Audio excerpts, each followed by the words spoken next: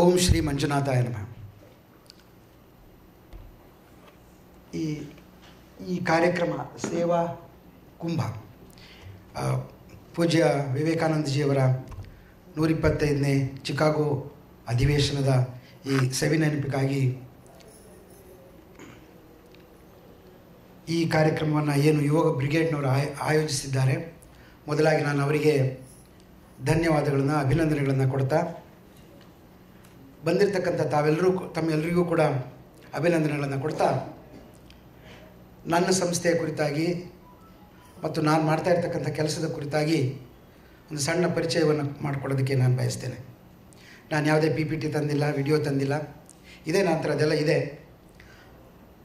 ಆದರೆ ನನಗನ್ನಿಸ್ತು, ನನಗೆ ಕೊಟ್ಟಿರ್ತಕ್ಕಂಥ ಅವಧಿಯಲ್ಲಿ ನನ್ನ ಅನುಭವವನ್ನು ಅಷ್ಟೇ ಹೇಳ್ಕೊಂಡ್ರೇ ಹೆಚ್ಚು ಅರ್ಥಪೂರ್ಣ ಆಗುತ್ತೆ ಅಂಥೇಳಿ ನಾನು ಬರೀ ಮಾತಾಡೋದಕ್ಕೆ ಮಾತ್ರ ನಿಮ್ಮ ಮುಂದೆ ನಿಂತಿದ್ದೀನಿ. ನನಗೀಗ 63 ವರ್ಷ ವಯಸ್ಸು. ನಾನು ಕಳೆದ 41 ವರ್ಷಗಳಿಂದ ಕೆಲಸ ಮಾಡ್ತಾಯಿದ್ದೀನಿ, ನೌಕರಿಯಲ್ಲಿದ್ದೀನಿ. ನಾನು ಸಮಾಜ ಸೇವೆ ಮಾಡ್ತೀನಿ ಅಂತ ಹೇಳ್ಕೊಳ್ಳೋದಿಲ್ಲ, ನಾನು ನೌಕರಿನೇ ಮಾಡ್ತಾಯಿದ್ದೀನಿ ಅಂತಲೇ ನಾನು ಅಂದ್ಕೊಂಡಿದ್ದೀನಿ. ನಾನು ವೃತ್ತಿಯಲ್ಲಿ ಪಶುವೈದ್ಯ. ಮೊದಲು 3 ವರ್ಷಗಳ ಕಾಲ ಸರ್ಕಾರದ ಇಲಾಖೆಯಲ್ಲಿ ಕೆಲಸ ಮಾಡಿ, ಆಮೇಲೆ ಬ್ಯಾಂಕಿನಲ್ಲಿ 21 ವರ್ಷಗಳ ಕೆಲಸ ಮಾಡಿ, ಸ್ವಉದ್ಯೋಗ ತರಬೇತಿ ಕೇಂದ್ರದಲ್ಲಿ 6 ವರ್ಷ ಕೆಲಸ ಮಾಡಿ, ಧರ್ಮಸ್ಥಳದ ಧರ್ಮಾಧಿಕಾರಿಗಳಾಗಿರ್ತಕ್ಕಂಥ ಪದ್ಮವಿಭೂಷಣ ಪೂಜ್ಯ ಡಾಕ್ಟರ್ ಡಿ ವೀರೇಂದ್ರ ಹೆಗಡೆ ಅವರು ಸ್ಥಾಪಿಸಿದಂತಹ ಶ್ರೀ ಕ್ಷೇತ್ರ ಧರ್ಮಸ್ಥಳ ಗ್ರಾಮಾಭಿವೃದ್ಧಿ ಯೋಜನೆಗೆ 2001ರಲ್ಲಿ ನಾನು ಅದರ ಮುಖ್ಯ ಕಾರ್ಯನಿರ್ವಹಣಾಧಿಕಾರಿಯಾಗಿ ಸೇರಿಕೊಂಡೆ.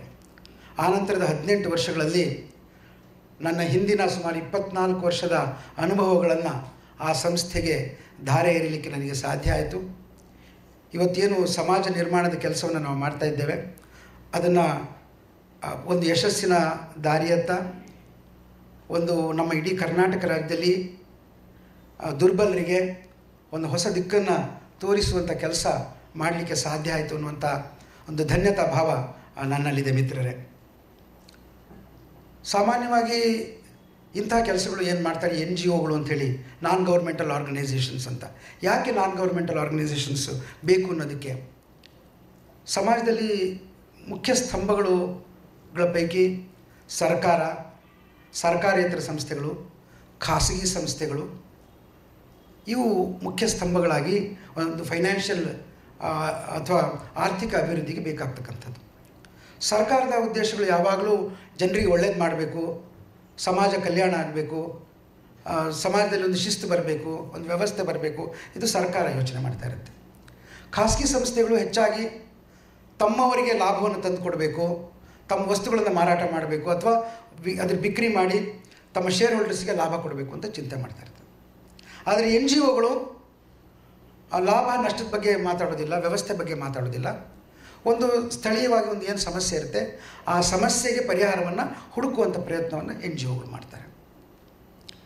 ನಮ್ಮ ದೇಶದಂಥ ಒಂದು ದೊಡ್ಡ ಜನಸಂಖ್ಯೆ ಇರ್ತಕ್ಕಂಥ ದೇಶದಲ್ಲಿ ನಿಮಗೆಲ್ಲರಿಗೂ ಗೊತ್ತಿರೋ ಹಾಗೆ ಅನೇಕ ಸಮಸ್ಯೆಗಳಿವೆ.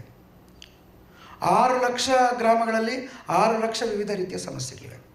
ಆದರೆ ಇವೆಲ್ಲದರ ನಡುವೆ ಒಂದು ಕೆಲವು ಕಾಮನ್ ಸಮಸ್ಯೆಗಳಿವೆ, ಎಲ್ಲರಿಗೂ ಆಗುವಂಥ ಸಮಸ್ಯೆಗಳಿವೆ. ತಮಗೆಲ್ಲರಿಗೂ ಗೊತ್ತೇ ಇರುವಂಥದ್ದು ಬಡತನ ಇರುವಂಥದ್ದು ಇರ್ಬೋದು, ಶಿಕ್ಷಣ ಇರುವಂಥದ್ದು ಇರ್ಬೋದು, ವ್ಯವಸ್ಥೆಗಳನ್ನು ಸರಿಯಾಗಿ ಬಳಕೆ ಮಾಡಿಕೊಳ್ಳಿಕ್ಕಿರ್ತಕ್ಕಂಥ ಆ್ಯಟಿಟ್ಯೂಡ್, ಮನೋಭಾವ ಇಲ್ಲದೆ ಇರುವಂಥದ್ದು ಇರ್ಬೋದು. ಇವೆಲ್ಲವೂ ಸಾಧಾರಣ ಎಲ್ಲರಿಗೂ ಕಾಮನ್ ಆಗಿರುವಂಥದ್ದು. ನಾವು ಅನ್ಕೋತೀವಿ ನಮ್ಮ ದೇಶ ಏನು ಮಾಡಿದೆ, ಸರ್ಕಾರ ನಮಗೆ ಸ್ವಾತಂತ್ರ್ಯ ಸಿಕ್ಕ ಮೇಲೆ ಏನು ಸಿಕ್ಕಿದೆ, ನಮಗೆ ಏನು ಸಿಕ್ಕಿಲ್ಲ ಅಂತ ಅನ್ಕೋತೀವಿ. ಆದರೆ 70 ವರ್ಷಗಳಲ್ಲಿ ನಾವು ಭಾಳಷ್ಟು ಸಾಧನೆ ಮಾಡಿದ್ದೇವೆ. ಯಾವ ವಿಚಾರ ತೆಗೆದುಕೊಂಡ್ರೆ ಎಲ್ಲದರಲ್ಲೂ ನಾವು ಅದ್ಭುತವಾದಂಥ ಸಾಧನೆ ಮಾಡಿದ್ದೇವೆ. ಆದರೆ ಒಂದು ದೊಡ್ಡ ತೊಡಕಿದೆ. ಈ ಸಾಧನೆ ಸರಿಯಾದವರಿಗೆ ತಲುಪೋದಕ್ಕೆ ಒಂದು ಬಹಳ ದೊಡ್ಡ there is a great barrier. ಆ ತೊಡಕು ಏನಪ್ಪ ಅಂತಂದರೆ, ಏನು ಸರ್ಕಾರದ ಯೋಜನೆಗಳು ದೆಹಲಿಯಲ್ಲಿ, ಬೆಂಗಳೂರಿನಲ್ಲಿ ಎಲ್ಲಿ ನಿರ್ಮಾಣ ಆಗುತ್ತೆ, ಅವೆಲ್ಲ ಅತ್ಯುನ್ನತವಾದಂಥ ಯೋಜನೆಗಳು, ಅದಕ್ಕೆ ಹಣ ಕೂಡ ತೊಡಗಣೆ ಆಗುತ್ತೆ. ಆದರೆ ಅದು ಕೆಳಗೆ ಬರ್ತಾ ಕೊನೆಯವರನ್ನು ತಲುಪೋದಕ್ಕೆ, ಯಾರಿಗೋಸ್ಕರ ಆ ಯೋಜನೆ ಮಾಡಿದೆಯೋ ಆ ಜನರಿಗೆ ಅದನ್ನು ತಲುಪೋದ್ರಲ್ಲಿ ಭಾಳ ದೊಡ್ಡ ಸಮಸ್ಯೆ. ಅಲ್ಲೊಂದು ಬ್ಯಾರಿಯರ್ ಇದೆ, ಒಂದು ದೊಡ್ಡ ಗೋಡೆ. ಸರ್ಕಾರದಿಂದ ಜನರಿಗೆ ತಲುಪುವ ಹಂತದಲ್ಲಿ ಒಂದು ದೊಡ್ಡ ಗೋಡೆ ಇದೆ. ಇದನ್ನು ಲಾಸ್ಟ್ ಮೈಲ್ ಡೆಲಿವರಿ ಪ್ರಾಬ್ಲಮ್ ಅಂತ ಹೇಳ್ತಾರೆ. ಯೋಜನೆ ಬೆಂಗಳೂರಿಂದನೋ ಡೆಲ್ಲಿಯಿಂದನೋ ಹೊರಟು ಅದು ಪ್ರಯಾಣ ಮಾಡ್ತಾ ಮಾಡ್ತಾ ಗ್ರಾಮದಲ್ಲಿರೋ ಕೊನೆಯ ವ್ಯಕ್ತಿಗೆ ತಲುಪೋದಿದೆಯಲ್ಲ, ಆ ಕೊನೆಯ ವ್ಯಕ್ತಿಗೆ ತಲುಪೋದು ಬ್ಯಾರಿಯರ್. ಇಲಾಖೆ ಅಧಿಕಾರಿಗಳಿಗೆ ಅದರಲ್ಲಿ ಆ ಮೈಂಡ್ಸೆಟ್ ಇಲ್ಲ. ಇಲಾಖೆ ಅಧಿಕಾರಿಗಳಿಗೆ ತಮ್ಮ ನಿಯಮಗಳು, ತಮ್ಮ ಅವ್ರದ್ದೇನು ಯಾವ ನಿಯಮಗಳ ಪ್ರಕಾರ ಚೌಕಟ್ಟಿನೊಳಗೆ ಹಾಕ್ಕೊಟ್ಟಿದ್ರೆ ಅದು ಮಾಡಬೇಕು ಅಂತ. ಜನಪ್ರತಿನಿಧಿಗಳಿಗೆ ಜನಪ್ರಿಯತೆಯ ಹಂಬಲ.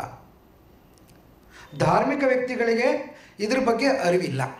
ಅಂದರೆ ಈ ಲಾಸ್ಟ್ ಮೈಲ್ ಡೆಲಿವರಿ ಪ್ರಾಬ್ಲಮ್ ಏನು ಅಂತ. ಇನ್ನು ಲಾಸ್ಟ್ ಮೈಲಲ್ಲಿ ಇರ್ತಕ್ಕಂಥವ್ರಿಗೆ, ಅಂದರೆ ಯಾರು ಇದ್ರ ರಿಸಿಪಿಯೆಂಟ್ ಆಗಬೇಕಾಗಿದೆಯೋ, ಯಾರು ಇದ್ರ ಫಲಾನುಭವಿಗಳಾಗಬೇಕಾಗಿದೆಯೋ ಅವರಿಗೆ ಅದನ್ನು ಹೇಗೆ ಪಡ್ಕೊಳ್ಬೇಕು ಅಂತ ಗೊತ್ತಿಲ್ಲ. ಅವರು ಹೋಗಿ ಕೇಳೋ ಹಾಗಿಲ್ಲ, ಮೇಲಿನವ್ರು ತಂದು ಕೊಡೋ ಹಾಗಿಲ್ಲ. So there is a great barrier. ಇದು ಒಂದು ಭಾಗ. ಎರಡನೇ ಭಾಗ, ಇದು ಲಾಸ್ಟ್ ಮೈಲ್ ಡೆಲಿವರಿ ತಾವು ಅರ್ಥ ಮಾಡ್ಕೊಳ್ಳಿ. ಇನ್ನೊಂದು ಭಾಗ ಇದೆ, ಇದಕ್ಕೆ ಇನ್ನೊಂದು ಮಜಲಿದೆ. ಅದೇನು ಅಂತಂದರೆ, ಸರ್ಕಾರವೇ ಆಗಲಿ ಖಾಸಗಿ ಸಂಸ್ಥೆಗಳೇ ಆಗಲಿ ಅವರೆಲ್ಲರೂ ನೋಡುವಂಥದ್ದು ಶ್ರೀಮಂತರ ಒಂದು ಸೌಖ್ಯವನ್ನು. ಒಂದು ಪಿರಮಿಡ್, ಒಂದು ಟ್ರಯಾಂಗಲ್ ನೀವು ತೆಗೆದುಕೊಂಡ್ರೆ, ಆ ಟ್ರಯಾಂಗಲ್ನ ಮೇಲ್ಭಾಗ ಕಡಿಮೆ ಸ್ಥಾನ ಇರುತ್ತೆ, ಕಡಿಮೆ ಜಾಗ ಇರುತ್ತೆ. ಆ ಕಡಿಮೆ ಜಾಗದಲ್ಲಿ ನೀವು ಯೋಚನೆ ಮಾಡಿ, ಶ್ರೀಮಂತರು ವಾಸಿಸ್ತಾರೆ. ಯಾರ ಹತ್ರ ಕಾರಿದೆಯೋ, ಯಾರ ಹತ್ರ ಒಳ್ಳೆಯ ಆಸ್ತಿ ಇದೆಯೋ ಅವ್ರು ವಾಸಿಸ್ತಾ ಇದ್ದಾರೆ. ಇನ್ನು ಟ್ರಯಾಂಗಲ್ನ ಮಧ್ಯಭಾಗ ಸ್ವಲ್ಪ ಜಾಸ್ತಿ ಜಾಗ ಇದೆ, ಅಲ್ಲಿ ಮಧ್ಯಮ ವರ್ಗದವರು ವಾಸಿಸ್ತಾರೆ. ಏನೋ ಹೋರಾಟ ಮಾಡಿ ಮೇಲೆ ಹೋಗಿ ಟ್ರೈ ಮಾಡ್ತಾಯಿದ್ದಾರೆ. ಕೆಳಗಡೆ ತುಂಬ ಜಾಗ ಇದೆ, ಅಲ್ಲಿ ಬಡವರು ವಾಸಿಸ್ತಾ ಇದ್ದಾರೆ, ದುರ್ಬಲರು ವಾಸಿಸ್ತಾ ಇದ್ದಾರೆ. ಈ ಒಂದು ಟ್ರಯಾಂಗಲ್ನ ಕೆಳಭಾಗದಲ್ಲಿ ಅತಿ ಹೆಚ್ಚು ವಾಸಿಸೋರೆಲ್ಲರೂ ಬಡವರು.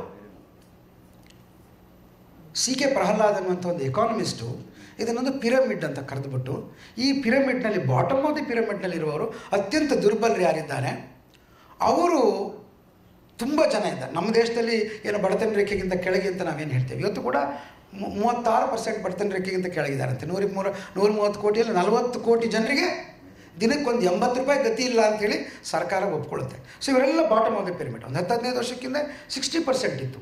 ಎನಿವೆ, ಆ ಬಾಟಮ್ ಆಫ್ ದಿ ಪಿರಮಿಡ್ನಲ್ಲಿ ಏನು ಸುಖ ಇಲ್ಲ, ಅವ್ರಿಗೆ ಏನು ಮಾಡೋದಕ್ಕೂ ಪ್ರಯೋಜನ ಇಲ್ಲ, ಅವರನ್ನು ತಲುಪೋದಕ್ಕೆ ಸಾಧ್ಯ ಇಲ್ಲ ಅಂಥೇಳಿ ಎಲ್ಲ ವ್ಯವಸ್ಥೆಗಳು ಕೂಡ ಮೇಲ್ಮುಖವಾಗಿದೆ.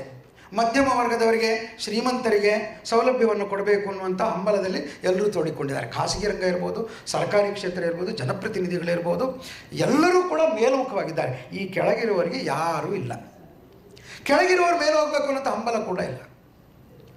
ಸೊ ಸಿ ಕೆ ಪ್ರಹ್ಲಾದ್ ಅನ್ನುವಂಥ ಎಕಾನಮಿಸ್ಟ್ ಏನು ಹೇಳ್ದ ಅಂತಂದರೆ, ನೀವೆಲ್ಲರೂ ಮೇಲ್ಮುಖವಾಗಿ ನೋಡ್ತಾ ಇದ್ದೀರಲ್ಲ, ಕೆಳಮುಖವಾಗಿ ನೋಡೋದನ್ನು ಮಾಡಿ, ನಿಮಗೆ ಅದರಿಂದ ತುಂಬ ಅನುಕೂಲ ಇದೆ, ತುಂಬ ಲಾಭ ಇದೆ. ಮುಖ್ಯವಾಗಿ ಖಾಸಗಿ ರಂಗಕ್ಕೆ ಅವ್ರು ಹೇಳಿದರು, ನೀವು ಈ ಬಾಟಮ್ ಆಫ್ ದಿ ಪಿರಮಿಡ್ಗೆ ನೀವು ವ್ಯವಸ್ಥೆ ಮಾಡಿಕೊಟ್ರೆ ನಿಮಗೆ ತುಂಬ ದುಡ್ಡು ಬರುತ್ತೆ, ಇದರೊಳಗೆ ಆರ್ಥಿಕವಾಗಿ ತುಂಬ ಶಕ್ತಿ ಇದೆ, ಇವರನ್ನ ನೀವು ಬಳಸ್ಕೊಂಡಿಲ್ಲ, ಇವರಿಗೆ ನೀವು ಸರ್ವಿಸಸ್ ಕೊಟ್ಟಿಲ್ಲ ಅಂತೇಳಿ. ಇದಕ್ಕೆ the opportunities at the bottom of the pyramid ಅಂತೇಳಿ ಒಂದು ದೊಡ್ಡ ಪುಸ್ತಕ. ಸಿ ಕೆ ಪ್ರಹ್ಲಾದ್ ಇವತ್ತು ಇಡೀ ವಿಶ್ವದಲ್ಲಿ ಅತ್ಯಂತ ಶ್ರೇಷ್ಠ ಎಕಾನಮಿಸ್ಟು, ಅವರು ನಮ್ಮ ನಡುವೆ ಇಲ್ಲ. ಇವರು ಹುಡುಕಿ ಕೊಟ್ಟದ್ದು ಬಾಟಮ್ ಆಫ್ ದಿ ಪಿರಮಿಡ್ ಅಂತ. ಈ ಬಾಟಮ್ ಆಫ್ ದಿ ಪಿರಮಿಡ್ನಲ್ಲಿ ಇರುವವರಿಗೆ ನಾವು ಅಂದ್ಕೊಳ್ತೀವಿ, ಎಲ್ಲರೂ ಅಂದ್ಕೊಳ್ಳೋದು ಅವರಿಗೆ ಸೇವೆ ಮಾಡಬೇಕು, ಅವರಿಗೆ ಹೆಲ್ಪ್ ಮಾಡಬೇಕು, ಅವರಿಗೆ ಊಟ ಕೊಡಬೇಕು, ಅವ್ರಿಗೆ ಬಟ್ಟೆ ಕೊಡಬೇಕು, ಅವ್ರಿಗೆ ಮನೆ ಕೊಡಬೇಕು, ಅವ್ರಿಗೆ ಶೌಚಾಲಯ ಕೊಡಬೇಕು, ಅವ್ರಿಗೆ ಕೊಡಬೇಕು.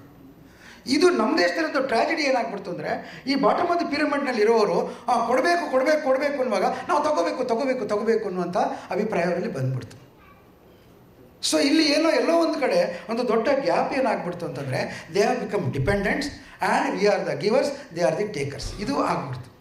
ಹಾಗಾಗಿ ಒಂದು ದೊಡ್ಡ, ಬಹುಶಃ 100 ವರ್ಷದ ಹಿಂದೆ ಹೇಗಿತ್ತು ಸಮಾಜ ನನಗೆ ಗೊತ್ತಿಲ್ಲ, ಆದರೆ ನಾವು ಕಂಡುಕೊಂಡ ಹಾಗೆ, ಅಥವಾ ನಾನು ಬಾಲ್ಯದಲ್ಲಿದ್ದ ಹಾಗೆ, ಅಥವಾ ನಾನು ಓದಿದ ಪುಸ್ತಕಗಳಲ್ಲಿ ಈ ಅತ್ಯಂತ ದುರ್ಬಲರು ಅವರು ಸ್ವಾಭಿಮಾನಿಗಳಾಗಿದ್ದರೂ ಕೂಡ ಅವರಲ್ಲಿ ಅವಕಾಶದ ಕೊರತೆ ಇರೋದರಿಂದ ಮತ್ತು ಅವರಿಗೆ ತಗೊಳ್ಬೇಕು ಅನ್ನುವಂಥ ಆ್ಯಟಿಟ್ಯೂಡ್ ಇಲ್ಲದೆ ಇರೋದರಿಂದ ಅವರು ಏನನ್ನೂ ಸ್ವೀಕರಿಸಲಾರದೆ, ಏನು ಕೊಡ್ತೀರೋ ಸ್ವಾಮಿ ನೀವು ಕೊಡಿ ಅಂಥೇಳಿ ಒಂದು ಡಿಪೆಂಡೆಂಟ್ ಆಗಿ ಉಳಿಯುವಂಥದ್ದು. ಅಪರೂಪಕ್ಕೊಮ್ಮೆ ಕೋಲ್ಮಿಂಚಿನ ಹಾಗೆ ಇವ್ರನ್ನ ಇಂಡಿಪೆಂಡೆಂಟ್ ಆಗುವಂಥ ಒಂದು ಪ್ರಯತ್ನಗಳು, ಮುಖ್ಯವಾಗಿ ಕಮ್ಯುನಿಸ್ಟ್ ಧಾರೆ ಮುಖಾಂತರ ಅವ್ರನ್ನ ಉಗ್ರರನ್ನಾಗಿ ಮಾಡಿಸುವಂಥದ್ದು. ನೀವು ಕೇಳಬೇಕು ಎಂಥದ್ದು, ನಮ್ಮ ಸ್ವಾತಂತ್ರ್ಯ, ನಮ್ಮ ಆತ್ಮವಿಶ್ವಾಸ ಬ್ಯಾರಲ್ ಆಫ್ ದಿ ಗನ್ನಿಂದ ಬರುತ್ತೆ, ಬಂದೂಕನ್ನು ಕೈ ಎತ್ಕೊಂಡ್ರೆ ಮಾತ್ರ, ಇದು ಒಂದು ಸಿದ್ಧಾಂತ ಇದೆ. ಅದು ಸಕ್ಸಸ್ ಆಗಲಿಲ್ಲ.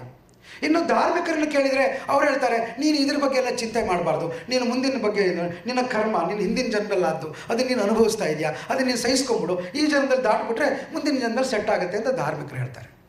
ಜನಪ್ರತಿನಿಧಿಗಳು ಹೇಳ್ತಾರೆ, ನೀನು ನನಗೊಂದು ವೋಟ್ ಬ್ಯಾಂಕು, ನೀನು ಹೀಗೆ ಇದ್ದರೆ ಅದು ಒಳ್ಳೆಯದು, ಅದರಿಂದ ನೀನು ಮುಂದೆ ಬರಬಾರ್ದು ಅಂತ ಅವರು ಹೇಳ್ತಾರೆ.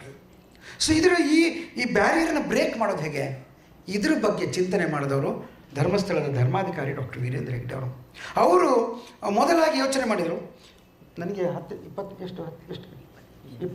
ನಿಮಿಷ ಆಯಿತಾ ಈಗ, ಇನ್ನು 10 ನಿಮಿಷ. ಸೊ ಧರ್ಮಸ್ಥಳದ ಧರ್ಮಾಧಿಕಾರಿಗಳು ಯೋಚನೆ ಮಾಡಿದರು, ನಾವು ಇದನ್ನು ಬದಲಾಯಿಸಬೇಕು ಅಂತಂದರೆ ಅವರಿಗೆ, ಧರ್ಮಸ್ಥಳ ನಿಮಗೆಲ್ಲ ಗೊತ್ತಿರೋ ದಾನ ಕ್ಷೇತ್ರ. ಸೊ ಫಸ್ಟಿಗೆ ಅವರು ದಾನ ಕೊಟ್ಬಿಟ್ಟು ಅವರಿಗೆಲ್ಲ ಒಳ್ಳೆ ಅಡಿಕೆ ತೋಟ ಮಾಡಲಿ, ತೋಟಗಳು ಮಾಡಲಿ, ಕೃಷಿ ಮಾಡಲಿ, ಅದರಿಂದ ಅವರು ಸ್ವಾವಲಂಬಿಗಳಾಗ್ತಾರೆ ಅಂಥೇಳಿ ಒಂದು ದೊಡ್ಡ ಯೋಜನೆಯನ್ನು ಪ್ರಾರಂಭಿಸಿದ್ರು 82ರಲ್ಲಿ. ಧರ್ಮಸ್ಥಳದ ಭಂಡಾರವನ್ನು ಓಪನ್ ಮಾಡಿ ಭಂಡಾರದಲ್ಲಿದ್ದಂಥ ದುಡ್ಡನ್ನು ದಾನವಾಗಿ ಈ ಕೃಷಿಕರಿಗೆ, ಸಣ್ಣ ದುರ್ಬಲರಿಗೆ ಅವರು ದಾನವಾಗಿ ಕೊಟ್ಟು, ಅವರು ತೋಟ ಮಾಡಬೇಕು, ಅವ್ರು ಗದ್ದೆ ಮಾಡಬೇಕು, ಗದ್ದೆ ಮಾಡೋ ಟೈಮಲ್ಲಿ ಏನು ಖರ್ಚು ಬರುತ್ತೆ ಅದು ನಾನೇ ಕೊಡ್ತೀನಿ, ಮತ್ತು ಅವ್ರು ಊಟ ಮಾಡೋದಕ್ಕೂ ನಾನೇ ದುಡ್ಡು ಕೊಡ್ತೀನಿ ಅಂತ ಹೇಳುವಂಥ, ಸಮಯ ಕಡಿಮೆ ಇರೋದು ನಾನು ಸ್ವಲ್ಪ ಬೇಗವಾಗಿ ಹೇಳ್ತಾ ಇದ್ದೀನಿ, ಮಾಡುವಂಥ ಕೆಲಸವನ್ನು 10 ವರ್ಷಗಳ ಕಾಲ ಮಾಡಿದರು. ಸೊ ಹೆಗ್ಡೆಯವರು ಏನು ಮಾಡಿದರು, ಫಸ್ಟ್ 10 ಇಯರ್ಸು ಅವರು ದಾನನೇ ಕೊಟ್ಟರು. ಇವರು ಮತ್ತೆ ಡಿಪೆಂಡ್, ಇನ್ನು ನೀವು ಹೆಗ್ಡೆ ಇಷ್ಟು ವರ್ಷ ಬೇರೆ ಯಾರೋ ಕೊಡ್ತಾಯಿದ್ರಿ, ಯಾರೂ ಕೊಡ್ತಾ ಇರಲಿಲ್ಲ, ಈಗ ಇವ್ರು ಕೊಡ್ತಾ ಇದ್ದಾರೆ ಅಂತೇಳಿ ಇವರು ಈ ಬೆಳ್ತಂಗಡಿ ತಾಲೂಕಿನ 18,000 ಕುಟುಂಬಗಳು ಹೆಗ್ಗಡೆಯವರ ದಾನದ ಮೇಲೆ ಸಂಪೂರ್ಣ ಅವಲಂಬಿತವಾಗಿ 10 ವರ್ಷಗಳನ್ನು ಕಳೆದರು, 82ರಿಂದ 90ರವರೆಗೆ. ಅವರೊಂದು 10 ವರ್ಷ ಆದಮೇಲೆ ಇದು ಸಾಕು ಯೋಜನೆ ಅಂತ ಹೇಳ್ಬಿಟ್ಟು ಹೆಗ್ಡೆಯವರೊಂದು ಸರ್ವೆ ಮಾಡಿಸಿದ್ರು. ಸರ್ವೆ ಮಾಡಿಸಿದ ಅದು ರಿಸಲ್ಟ್ ಬಹಳ ವಿಚಿತ್ರವಾಗಿತ್ತು. ಅವ್ರು ಹೇಳಿದರು, ನೀವು ತುಂಬ ದುಡ್ಡು ಖರ್ಚು ಮಾಡಿದ್ದೀರಿ, ಆದರೆ ಜನರು ಮಾತ್ರ ಇನ್ನೂ ನಿಮ್ಮ ಮೇಲೆ ಡಿಪೆಂಡೆಂಟ್ ಜಾಸ್ತಿ ಆಗಿದೆ ಹೊರತು, ನಿಮ್ಮ ಮೇಲೆ ಅವರ ಅವಲಂಬನೆ ಜಾಸ್ತಿ ಆಗಿದೆ ಹೊರತು ಯಾವ ಸ್ವಾವಲಂಬಿಗಾಗಲಿಲ್ಲ ಅಂತೇಳಿ. ಹಾಗಾದರೆ ಏನು ಮಾಡಬೇಕು, ಅವರಿಗೆ ಅವ್ರ ಕಾಲ ಮೇಲೆ ನಿಲ್ಲೋದನ್ನು ಹೇಳ್ಕೊಡ್ಬೇಕು, ಸ್ವಾವಲಂಬಿಗಳಾಗೋದನ್ನು ಹೇಳ್ಕೊಡ್ಬೇಕು. ಸೊ ಅದರಿಂದ 1991ನೇ ಇಸ್ವಿಲಿ ನಮ್ಮ ದೇಶಕ್ಕೆ ಬಂದಂಥ ಒಂದು ಚಳುವಳಿ ಸ್ವಸಹಾಯ ಸಂಘ ಚಳುವಳಿ. ಸ್ವಸಹಾಯ, ಇನ್ನೇನು ಹೇಳಬೇಕಾದ್ದಿಲ್ಲ. ಸ್ವಸಹಾಯ ಸಂಘ ಚಳುವಳಿ ಅಂದರೆ ನಮ್ಮ ಕಾಲ ಮೇಲೆ ನಾವೇ ನಿಂತ್ಕೊಳ್ಬೇಕು, ನಮ್ಮ ಸಮಸ್ಯೆಗಳನ್ನು ನಾವೇ ಅರ್ಥೈಸ್ಕೊಳ್ಬೇಕು, ಅದಕ್ಕೆ ನಾವೇ ಪರಿಹಾರವನ್ನು ಉಂಡ್ಕೊಳ್ಬೇಕು, ಯಾರೋ ಮೇಲಿಂದ ಯಾರೂ ಬರೋದಿಲ್ಲ, ನಮಗೆ ನಾವೇ ಜವಾಬ್ದಾರರಾಗಬೇಕು ಅಂತಕ್ಕಂಥ ಒಂದು ಮೂಲ ಕಲ್ಪನೆಯನ್ನು ಅವ್ರ ಮನಸ್ಸಿನಲ್ಲಿ ಬಿತ್ತುವಂಥ ಒಂದು ಯೋಜನೆ ಸ್ವಸಹಾಯ ಸಂಘ ಚಳುವಳಿ. ಅದರಲ್ಲಿ 5 ಜನ ಸೇರಿಕೊಳ್ತಾರೆ, ಒಟ್ಟಿಗೆ ಕೃಷಿ ಮಾಡ್ತಾರೆ, ಅವರೇ ಸ್ವಲ್ಪ ಹಣ ಉಳಿತಾಯ ಮಾಡ್ತಾರೆ, ಅದನ್ನು ಬ್ಯಾಂಕಿಗೆ ಕಟ್ತಾರೆ, ಬ್ಯಾಂಕಿಗೆ ಕಟ್ಟಿ ಅದನ್ನು ಬಳಕೆ ಮಾಡಿಕೊಂಡು ಬೆಳೆಯೋದಕ್ಕೆ ಟ್ರೈ ಮಾಡ್ತಾರೆ. ಸೊ ಈ ಹಂತದಲ್ಲಿ ನಾನು ಈ ಯೋಜನೆಗೆ ಬಂದೆ. ಸುಮಾರು 2001ರಲ್ಲಿ ನಾನು ಸೇರಿಕೊಂಡಾಗ ಈ ಸ್ವಸಹಾಯ ಸಂಘ ಚಳುವಳಿ ಸುಮಾರು 3,000 ಸ್ವಸಹಾಯ ಸಂಘಗಳಿಗೆ ಮಾತ್ರ ಸೀಮಿತವಾಗಿತ್ತು. ಅದು ಬೆಳ್ತಂಗಡಿ ತಾಲೂಕು ಮತ್ತು ಕಾರ್ಕಳ ತಾಲೂಕಿನಲ್ಲಿ ಮಾತ್ರ ಇತ್ತು. ಅಲ್ಲಿ ಈ ಸ್ವಸಹಾಯ ಸಂಘ ಚಳುವಳಿಗೆ ಒಂದು ಭಾಳ ಅಗತ್ಯವಾಗಿರ್ತಕ್ಕಂಥದ್ದು, ತುಂಬ ಡೆಡಿಕೇಟೆಡ್ ವರ್ಕರ್ಸ್ ಬೇಕು. ಬಡವರ ಹತ್ರ ಹೋಗಿ, ಇಲ್ಲ ನೀವು ಉಳಿತಾಯ ಮಾಡಿ, ದುಡ್ಡು ನಾನು ಯಾಕೆ ಉಳಿಸ್ಬೇಕು, ನೀವು ನನಗೆ ದುಡ್ಡು ಕೊಡಿ ಅಂತ ಕೇಳುವಂಥವ್ರ ಹತ್ರ ನೀವು ಉಳಿತಾಯ ಮಾಡಿ ಅಂತ ಹೇಳುವಂಥದ್ದು ಇದೆಯಲ್ಲ, ಭಾಳ ಕಷ್ಟ. ಅದಕ್ಕೆ ಡೆಡಿಕೇಟೆಡ್ ವರ್ಕರ್ಸ್ ಬೇಕು. ಅಂಥದ್ದೊಂದು 100 ಜನರ ತಂಡವನ್ನು ಹೆಗಡೆಯವರು ತಯಾರಿ ಮಾಡಿದರು. ಆ ಸಂದರ್ಭದಲ್ಲಿ ನಾನು ಸೇರಿಕೊಂಡಾಗ ನನಗನ್ನಿಸ್ತು, ಇದು ಬೆಳ್ತಂಗಡಿ ತಾಲೂಕು, ಕಾರ್ಕಳ ತಾಲೂಕು, ಇಡೀ ರಾಜ್ಯಕ್ಕೆ ಹೋಗಬೇಕು ಈ ಒಂದು ಸ್ವಸಹಾಯ ಚಳುವಳಿ. ಅದಕ್ಕೆ ನಾವು ಸ್ವಲ್ಪ ವಿಸ್ತಾರ ಆಗಬೇಕು. ವಿಸ್ತಾರ ಆಗಬೇಕಂದ್ರೆ ಹಣ ಎಲ್ಲಿಂದ ಬರುತ್ತೆ? ಹೆಗಡೆಯವರು ಒಂದು 50 ಲಕ್ಷ, 1 ಕೋಟಿ ರೂಪಾಯಿ ಇದಕ್ಕೆ ಖರ್ಚು ಮಾಡ್ತಾರೆ ಪ್ರತಿ ವರ್ಷ. ನಮಗೆ ಇಡೀ ರಾಜ್ಯಕ್ಕೆ ಹೋಗ್ಬೇಕಂತಂದರೆ ಇವತ್ತು ಧರ್ಮಸ್ಥಳ ಗ್ರಾಮಾಭಿವೃದ್ಧಿ ಯೋಜನೆಯ ವಾರ್ಷಿಕ ಖರ್ಚು 400 ಕೋಟಿ ರೂಪಾಯಿ, ದಿನಕ್ಕೆ 150 ಸುಮಾರು 1.5 ಕೋಟಿ ರೂಪಾಯಿ ನಾನು ಖರ್ಚು ಮಾಡ್ತೀನಿ. ಇಷ್ಟು ಆಗಬೇಕು ಅಂತಂದರೆ ಎಲ್ಲಿಂದ ಬರುತ್ತೆ? 1 ಕೋಟಿ ರೂಪಾಯಿ ಅವ್ರು ಕೊಡ್ತಾರೆ. ಸೊ ಇದು ಸಸ್ಟೈನಬಲ್ ಆಗಬೇಕು. ಸೊ ಯಾವುದೇ ಆ್ಯಕ್ಟಿವಿಟಿ ಸುಸ್ಥಿರವಾಗಬೇಕು ಅಂತಂದರೆ ನಾವು ಬೇರೆ ಎಲ್ಲ ಆಲೋಚನೆಗಳನ್ನು ಅದಕ್ಕಿಂತ ಮೊದಲು ಹಣ ಎಲ್ಲಿಂದ ಬರುತ್ತೆ ಇದನ್ನು ಆಲೋಚನೆ ಮಾಡಬೇಕು. ಈ ಸಮಯದಲ್ಲಿ ನನಗೆ ನಾನು ಆಗಲೇ ಹೇಳಿದಾಗೆ 21 ವರ್ಷ ಬ್ಯಾಂಕಿಂಗ್ ಸರ್ವಿಸ್ ಇತ್ತು. 6 ವರ್ಷ ನಾನು ಸ್ವಉದ್ಯೋಗ ತರಬೇತಿ ಕೇಂದ್ರದಲ್ಲಿ ನಿರ್ದೇಶಕನಾಗಿ ಕೆಲಸ ಮಾಡಿದ್ದೆ. ನಾನು ವೃತ್ತಿಯಲ್ಲಿ ಪಶುವೈದ್ಯ, ಗ್ರಾಮೀಣ ಬದುಕನ್ನು ಕಂಡವನು. ನಾನಂದೆ, ಸರ್ ಇದಕ್ಕೆ ಒಂದೇ ಉತ್ತರ ಅಂತಂದರೆ, ಬಡವರು ಅವರ ಸೇವೆಗೆ ಅವರು ಪೇ ಮಾಡೋದನ್ನು ಕಲಿಬೇಕು. They have to pay for their services. ಬಡವರಿಗೆ ಏನು ಸೇವೆ ಬೇಕು? ಬಡವರಿಗೆ ಹಣದ ಸೇವೆ ಬೇಕು, ಬಡವರಿಗೆ ಅವರಿಗೆ ವಿಮಾ ಸೇವೆ ಬೇಕು, ಅವರಿಗೆ ಕೃಷಿಯ ತಿಳುವಳಿಕೆ ಬೇಕು. ಇದಕ್ಕೆ ಅವರು ದುಡ್ಡು ಕೊಡೋ ಹಾಗೆ ಆಗಬೇಕು. ಅವರು ಸ್ವಲ್ಪ ದುಡ್ಡು ಕೊಟ್ಟರೆ, ಅದು 10 ಪೈಸೆ ಇರ್ಬೋದು, 1 ರೂಪಾಯಿ ಇರ್ಬೋದು, ಅದು ದುಡ್ಡು ಕೊಟ್ಟರೆ if they buy the services then we can expand. ನಾವು ಜಿಯೋಗ್ರಾಫಿಕಲ್ ಎಕ್ಸ್ಪಾಂಡ್ ಮಾಡ್ಬೋದು, ಅವರು ನಿಜವಾಗಿ ಸ್ವಾವಲಂಬಿಗಳಾಗ್ತಾರೆ ಅಂತ. ಸೊ ಇದ್ರ ಮೊದಲ ಕಲ್ಪನೆ 2001ರಲ್ಲಿ ನಾವು ಬ್ಯಾಂಕಿನ ಹತ್ರ ಹೇಳಿದ್ವಿ, ನೀವು ಕಡಿಮೆ ಬಡ್ಡಿಗೆ ಸಾಲ ಕೊಡಿ, ನಾವು ಅದನ್ನು ಬಡವರಿಗೆ ಸಾಲ ಕೊಡ್ತೀವಿ ಅಂಥೇಳಿ. ಆಗ ನಮ್ಮ ಅದೃಷ್ಟಕ್ಕೆ ಬ್ಯಾಂಕ್ ಲಿಬರಲೈಸೇಷನ್ ಆಗಿತ್ತು. ಆ ಲಿಬರಲೈಸೇಷನ್ ಅಂದರೆ ಇಂಟ್ರೆಸ್ಟ್ ರೇಟ್ ನೆಗೋಷಿಯೇಟ್ ಮಾಡಿ, ಪ್ರತಿಯೊಂದು ಬ್ಯಾಂಕ್ನವರು ಕೂಡ ಕಸ್ಟಮರ್ಸ್ ಹತ್ತಿಗೆ ನೆಗೋಷಿಯೇಟ್ ಮಾಡಿ ಅವರಿಗೆ ಇಂಟ್ರೆಸ್ಟ್ ಕೊಡುವಂಥದ್ದು. ಆ ಕಾಲದಲ್ಲಿ ನಿಮ್ಗೆ ಗೊತ್ತಿರ್ಬೋದು, 8%, 7% ಕಾರ್ ಲೋನ್ ಸಿಗ್ತಾಯಿತ್ತು. ನಮಗೆ 8.5%ಅಲ್ಲಿ ಸಾಲ ಕೊಟ್ಟರು. ಆ ಸಾಲವನ್ನು ನಾವು 12.5%ಅಲ್ಲಿ, ಅಂದರೆ ಆಗ ನಡೀತಾ ಇದ್ದಿದ್ದು ರಿಟೇಲ್ ರೇಟ್ 12.5%, ಅದನ್ನು ನಾವು ಬಡವರಿಗೆ ಅಂದರೆ ಈ ಸ್ವಸಹಾಯ ಸಂಘಗಳಿಗೆ ಕೊಟ್ವಿ. ನೋಡಿ, ಇಮ್ಯಾಜಿನ್ ಮಾಡಿ, ಬಡವ ಬ್ಯಾಂಕಿಗೆ ಹೋಗಿ 5,000 ರೂಪಾಯಿ ತರಬೇಕಂತಂದರೆ ತಿಂಗಳುಗಟ್ಟಲೆ ತಿರುಗಾಡಬೇಕಾಗತ್ತೆ. ಅಂಥ ಸಮಯದಲ್ಲಿ ನಾವು ಬ್ಯಾಂಕಿನಿಂದ 15 ಕೋಟಿ ರೂಪಾಯಿ ಸಾಲ ತೊಗೊಂಡ್ಬಿಟ್ಟು 8.5% ತೊಗೊಂಡು 12.5% ಕೊಟ್ಟು 4% ನಮಗೆ ಮಾರ್ಜಿನ್ ಉಳಿಯಿತು. ಬಡವರಿಗೆ ಸುಲಭವಾಗಿ ಸಾಲ ಸಿಗೋದಕ್ಕೆ ಶುರುವಾಯಿತು. ಇದರಿಂದ ನಮಗೇನು ಉಳಿತಾಯ ಆಯಿತು ಅದನ್ನು ನಾವು ನಮ್ಮ ಯೋಜನೆ ವಿಸ್ತರಣೆಗೆ ಬಳಸ್ಕೊಂಡ್ವಿ, ಯೋಜನೆಯ ಪ್ರಾಡಕ್ಟ್ಸ್ ಡೆವಲಪ್ಮೆಂಟಿಗೆ ಮಾಡೋಕ್ಕೆ ಬಳಸ್ಕೊಂಡ್ವಿ, ಈ ತಂತ್ರಜ್ಞಾನವನ್ನು ಇನ್ನೂ ಹೆಚ್ಚು ವ್ಯವಸ್ಥಿತವಾಗಿ ಮಾಡೋದಕ್ಕೆ ಬಳಸ್ಕೊಂಡ್ವಿ, ವಿಸ್ತಾರ ಆಗ್ತಾ ಹೋಯಿತು. ಇದರಿಂದ ಏನು ಪರಿಣಾಮ ಆಯಿತು ಅಂತಂದರೆ 2001ರಿಂದ ಈಚೆಗೆ ನೀವು ಈ ಮಾತನ್ನು ಒಪ್ಕೊಳ್ಬೇಕಾಗತ್ತೆ. ಯಾಕೆಂದರೆ ಕರ್ನಾಟಕ ರಾಜ್ಯದಲ್ಲಿ ಪ್ರತಿ ವರ್ಷ ಜಿಲ್ಲೆಯಿಂದ ಜಿಲ್ಲೆಗೆ ನಮ್ಮ ಈ ಸ್ವಸಹಾಯ ಸಂಘ ಚಳವಳಿಯನ್ನು ವಿಸ್ತರಿಸ್ತಾ ಇವತ್ತು ಕರ್ನಾಟಕ ರಾಜ್ಯದ ಎಲ್ಲ ಜಿಲ್ಲೆಗಳಲ್ಲಿ ಮತ್ತು ಕೇರಳ ರಾಜ್ಯದ ಕಾಸರಗೋಡು ಜಿಲ್ಲೆಯಲ್ಲಿ ನಾವು ಕೆಲಸ ಮಾಡ್ತಾಯಿದ್ದೇವೆ. ಅವ್ರು ಈಗಾಗಲೇ ಹೇಳಿದಾಗೆ 4,40,000 ಸ್ವಸಹಾಯ ಸಂಘಗಳಿದೆ. ನಾನಿಲ್ಲಿ ನಿಮ್ಮ ಹತ್ರ ಮಾತಾಡ್ತಿರುವಾಗಲೇ ಹೊಸ ಸ್ವಸಹಾಯ ಸಂಘಗಳು ಎಲ್ಲೋ ಒಂದು ಕಡೆ ಆಗ್ತಾಯಿದೆ. ಆ ಟೈಮಲ್ಲಿ 80 ಜನ ಕಾರ್ಯಕರ್ತರಿರ್ತೀವಿ, ಇವತ್ತು 18,000 ಜನ ಕಾರ್ಯಕರ್ತರಿದ್ದಾರೆ. ಆ ಟೈಮಲ್ಲಿ ನಾವು ಒಬ್ಬ ಬಡವನಿಗೆ, ಒಬ್ಬ ಕೃಷಿಕನಿಗೆ 5,000 ರೂಪಾಯಿ ಅವನಿಗೆ ಸಾಲ ಕೊಡಿಸ್ಬೇಕಾದ್ರೆ ಕಷ್ಟ ಇತ್ತು. ಇವತ್ತು ಮೊನ್ನೆ ದಿವಸ ನಾನು ದಾವಣಗೆರೆಯಲ್ಲಿ 100 ಜನರಿಗೆ 2 ಲಕ್ಷ ರೂಪಾಯಿನ 2 ಲಕ್ಷ ಕಂಪ್ಲೀಟ್ ಒಬ್ಬ ವ್ಯಕ್ತಿಗೆ ಆಟೋ ರಿಕ್ಷಾ ಖರೀದಿಗೆ ಸಾಲ ವಿತರಣೆ ಮಾಡಿ ಬಂದಿದ್ದೇನೆ. ಕಳೆದ 15 ವರ್ಷದಲ್ಲಿ 35,000 ಕೋಟಿ ರೂಪಾಯಿ ಹಣ ಬಡವರ ಮನೆಗೆ ತಲುಪಿದೆ. ಅವರು ಪ್ರತಿಯೊಬ್ಬರೂ ಕೂಡ ಅವ್ರಿಗೆ ಎಷ್ಟು ಹಣ ಬೇಕೋ ಅಷ್ಟು ಹಣವನ್ನು ಅವ್ರ ಬ್ಯಾಂಕಿನಿಂದ ಪಡ್ಕೊಳ್ಳೋ ಹಾಗಾಗಿದೆ. ಇವತ್ತು ಈ ಬಡವರ ನಡುವೆ, ಬಡವರ ಒಳಗೆ ಚಾಲ್ತಿ ಮತ್ತು ಔಟ್ಸ್ಟ್ಯಾಂಡಿಂಗ್ ಅಂತ ಹೇಳ್ತಾರೆ. ಇವತ್ತು ಎಕ್ಸಿಸ್ಟಿಂಗ್ ಸಾಲದ ಮೊತ್ತ ಎಷ್ಟಿದೆ ಅಂತ ಕೇಳಿದರೆ 8,700 ಕೋಟಿ ಚಾಲ್ತಿ ಮೊತ್ತ ಈ ಬಡವರ ಹತ್ರ ಇದೆ ಇವಾಗ ಹಣ. ಅದನ್ನು ಅವರು ಚೆನ್ನಾಗಿ ಬಳಕೆ ಮಾಡ್ಕೊಳ್ತಾ ಇದ್ದಾರೆ ಮತ್ತು ಪ್ರತಿ ವಾರ ಕಟ್ತಾ ಇದ್ದಾರೆ. ಸೊ ಇಲ್ಲಿ ಪಾಯಿಂಟ್ ಬರುತ್ತೆ, ಹಾಗಾದರೆ ಇದನ್ನು ಬ್ಯಾಂಕ್ನವ್ರಿಗೆ ಯಾಕೆ ಮಾಡೋಕ್ಕಾಗಲಿಲ್ಲ, ಸರ್ಕಾರಕ್ಕೆ ಯಾಕೆ ಮಾಡೋಕ್ಕಾಗಲಿಲ್ಲ?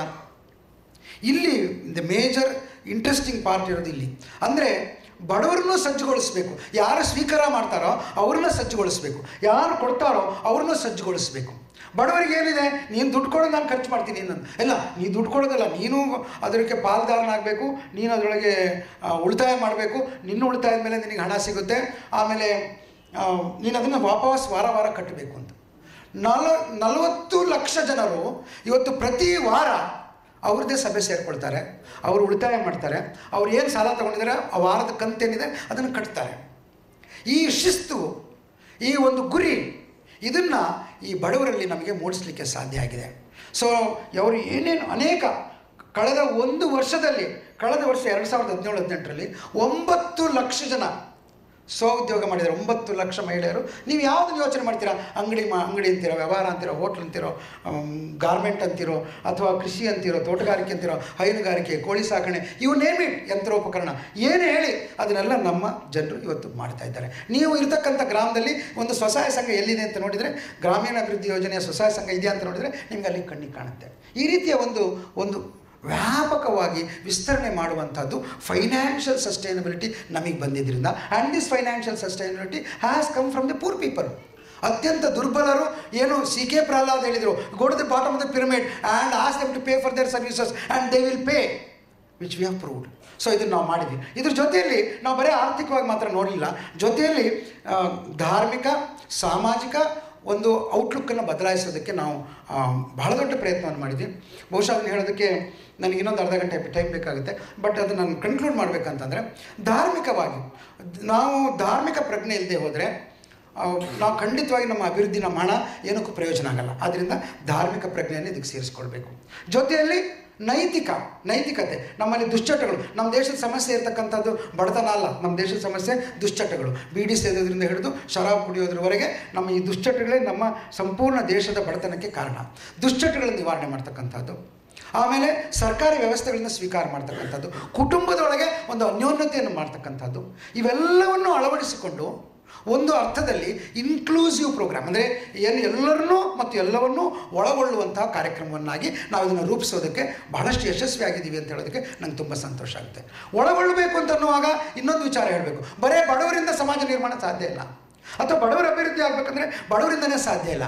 ಬಡವರನ್ನ ಅಭಿವೃದ್ಧಿ ಮಾಡಬೇಕು ಅಥವಾ ಬಡವರು ಸ್ವತಃ ಅಭಿವೃದ್ಧಿ ಆಗಬೇಕಂದ್ರೆ ಅವರಿಗೆ ಬೇರೆ ಬೇರೆ ಕಡೆಗಳಿಂದ ಬೇರೆ ಬೇರೆ ಅಪ್ರೋಚಸ್ ಬೇಕು. ಅವರಿಗೆ ಧಾರ್ಮಿಕ ನಾಯಕರು ಬೇಕು, ಸ್ವಾಮಿಗಳು ಬೇಕು, ಅವರಿಗೆ ಗಣ್ಯರು, ಸಮಾಜದ ಗಣ್ಯರು ಬೇಕು, ಜನಪ್ರತಿನಿಧಿಗಳು ಬೇಕು, ಆ ಸರ್ಕಾರಿ ಇಲಾಖೆ ಅಧಿಕಾರಿಗಳು ಬೇಕು. ಇವ್ರಿಗೆ ಒಳ್ಳೇದಿಲ್ಲ, ಇವ್ರು ಕೆಟ್ಟವರು, ಅವ್ರು ಸರಿ ಇಲ್ಲ, ಇವ್ರು ನಮ್ಮ ಜಾತಿ ಅಲ್ಲ ಅಂತ ಹೇಳ್ಕೊಂಡಿದ್ರಾಗಲ್ಲ. It has to be an inclusive program. ಇವರೆಲ್ಲರನ್ನು ಒಳಗೊಳಿಸಿಕೊಂಡು ಇವರು ಬರಬೇಕು ನಮ್ಮ ಕಾರ್ಯಕ್ರಮಕ್ಕೆ. ಕೆಲವು ಗ್ರಾಮಗಳಲ್ಲಿ ನಾವು ಹೋದಾಗ ಹೇಳ್ತಾರೆ, ನೀವು ಬರಬೇಡಿ, ನಾವೆಲ್ಲ ಮಾಡ್ತಾ ಇದ್ದೀವಿ, ನೀವು ಯಾಕೆ ಬರ್ತಿದ್ದೀರಾ ಅಂತ ಗಣ್ಯರು ಹೇಳ್ತಾರೆ. ನಾವು ಗಣ್ಯರಿಗೆ ಫಸ್ಟ್ ಸಲಾಮ್ ಕೊಡ್ತೀವಿ, ಧಾರ್ಮಿಕ ನಾಯಕರಿಗೆ ಫಸ್ಟ್ ಸಲಾಮ್ ಕೊಡ್ತೀವಿ, ಇಲಾಖೆ ಅಧಿಕಾರಿಗಳಿಗೆ ಫಸ್ಟ್ ಸಲಾಮ್ ಕೊಡ್ತೀವಿ. ಸರ್ ನೀವು ಬನ್ನಿ. ಆವಾಗ ನಿಮ್ಗೆ ಆಶ್ಚರ್ಯ ಆಗುತ್ತೆ. ಎಲ್ಲ ಕಡೆ ವ್ಯವಸ್ಥೆ ಇಲ್ಲ ಅಂತ ಹೇಳುವಂಥಲ್ಲಿ ನಮ್ಮಲ್ಲಿ 100ಕ್ಕೆ 100 ಒಳಗೊಳ್ಳುವಿಕೆ. ಗಣ್ಯರು ಬರ್ತಾರೆ, ಇಲಾಖೆ ಅಧಿಕಾರಿಗಳು ಬರ್ತಾರೆ, ಬ್ಯಾಂಕಿನವರು ಬರ್ತಾರೆ. ಇದು ದೊಡ್ಡ ಪರಿವರ್ತನೆಯ ಒಂದು ವೇದಿಕೆಯಾಗಿ ನಾವು ಮಾಡಿದ್ದೇವೆ. ಬಹುಶಃ ಬಡವರಲ್ಲಿ ಕೂಡ ಆ ಶಿಸ್ತು ಬಂದಿದೆ, ಬಡವರಲ್ಲಿ ಗುರಿ ಬಂದಿದೆ. ಹೀಗೆ ಅನೇಕ ಕಾರ್ಯಕ್ರಮಗಳನ್ನು ಸೇರಿಸಿಕೊಂಡು, ಅದು ಕುಡಿಯುವ ನೀರಿನಿಂದ ಶೌಚಾಲಯದವರೆಗೆ, ಸ್ವಚ್ಛತೆಯಿಂದ ದುಶ್ಚಟ ನಿವಾರಣೆವರೆಗೆ ನಾವು ಅನೇಕ ಕಾರ್ಯಕ್ರಮಗಳನ್ನು ಧರ್ಮಸ್ಥಳ ಗ್ರಾಮಾಭಿವೃದ್ಧಿ ಯೋಜನೆ ಒಳಗೆ ಅಳವಡಿಸ್ಕೊಂಡಿದ್ದೇವೆ. ನಾನು ನಿಮಗೆ ರಿಕ್ವೆಸ್ಟ್ ಮಾಡ್ತೇನೆ, ಈ ಕಾರ್ಯಕ್ರಮದ ಬಗ್ಗೆ ಹೆಚ್ಚು ತಿಳ್ಕೊಳ್ಬೇಕು ಅಂತಂದರೆ www.skdrdpindia.org ಇದಕ್ಕೆ ವಿಸಿಟ್ ಮಾಡಿ. ಅದರೊಳಗೆ ನಮ್ಮ ಎಲ್ಲ ಕಾರ್ಯಕ್ರಮಗಳ ವಿವರ ಸಿಗುತ್ತೆ. ನಿಮಗೆ ಇನ್ನೂ ಹೆಚ್ಚು ವಿವರ ಬೇಕಂದರೆ ನಿಮ್ಮ ಗ್ರಾಮದಲ್ಲಿ ನಮ್ಮ ಸೇವಾ ಪ್ರತಿನಿಧಿ ಇದ್ದೇ ಇರ್ತಾಳೆ, ನಿಮ್ಮ ನಗರದಲ್ಲಿ ನಮ್ಮ ಮೇಲ್ವಿಚಾರಕ ಇದ್ದೇ ಇರ್ತಾನೆ, ನಿಮ್ಮ ನಗರದಲ್ಲಿ ನಮ್ಮ ಯೋಜನಾಧಿಕಾರಿ ಇದ್ದೇ ಇರ್ತಾನೆ. ನಿಮ್ಮವರು ಅನೇಕರು ನಮ್ಮ ಅನೇಕ ಕಾರ್ಯಕ್ರಮಗಳ ಜೊತೆಲಿ ಸೇರಿಕೊಂಡಿದ್ದೀರಿ. ಮುಂದೆ ಕೂಡ ನಿಮ್ಮ ಜೊತೆ ಸೇರಿಕೊಂಡು ನಾವು ಕೆಲಸ ಮಾಡೋದಕ್ಕೆ ಬಯಸ್ತೇವೆ. ಒಂದು ಹೊಸ ಮಾದರಿ ಬಡತನ ನಿರ್ಮೂಲನೆಗೆ, ಬಡ ಜನರ ಸ್ವಾಭಿಮಾನಿ ಬದುಕಿಗೆ, ಆತ್ಮವಿಶ್ವಾಸವನ್ನು ರೂಪಿಸೋದಕ್ಕೆ, ಅದು ಬಡವರಾಗಿರ್ಬೋದು, ಶ್ರೀಮಂತರಾಗಿರ್ಬೋದು, ಯಾರು ಅದನ್ನು ಬಯಸ್ತಾರೋ ಅದನ್ನು ಕೊಡುವಂಥ ಒಂದು ಕಾರ್ಯಕ್ರಮವಾಗಿ ನಾವು ಇದನ್ನು ರೂಪಿಸಿಕೊಂಡು ಬೆಳೆಸ್ತಾ ಇದ್ದೇವೆ. ತನ್ಮುಖೇನ ಏನು ನವಭಾರತದ ಕನಸನ್ನು ವಿವೇಕಾನಂದರು ಕಂಡರು, ಅದನ್ನು ನಮ್ಮದೇ ಆದ ರೀತಿಯಲ್ಲಿ ನಾವು ಕೂಡ ಜಾರಿಗೆ ತರೋಕ್ಕೆ ಪ್ರಯತ್ನ ಪಡ್ತಾ ಇದ್ದೇವೆ ಅಂತ ಭಾಳ ಸಂತೋಷದಿಂದ ಹೇಳ್ತಾ, ಪೂಜ್ಯ ವೀರೇಂದ್ರ ಹೆಗ್ಗಡೆಯವರ ಪರವಾಗಿ, ಶ್ರೀಮತಿ ಹೇಮಾವತಿ ಹೆಗ್ಗಡೆಯವರ ಪರವಾಗಿ, ನನ್ನ ಯೋಜನೆಯ 18,000 ಕಾರ್ಯಕರ್ತರ ಪರವಾಗಿ, ನನ್ನ ಯೋಜನೆಯ 40 ಲಕ್ಷ ನನ್ನ ಪಾಲುದಾರರ ಪರವಾಗಿ ಈ ನನ್ನ ಮಾತುಗಳನ್ನು ತಾಳ್ಮೆಯಿಂದ ಕೇಳಿದ್ದಕ್ಕೆ ತಮಗೆ ಧನ್ಯವಾದಗಳನ್ನು ಅರ್ಪಿಸ್ತಾ ನನ್ನ ಮಾತುಗಳನ್ನು ಮುಗಿಸ್ತೇನೆ. ನಮಸ್ಕಾರ.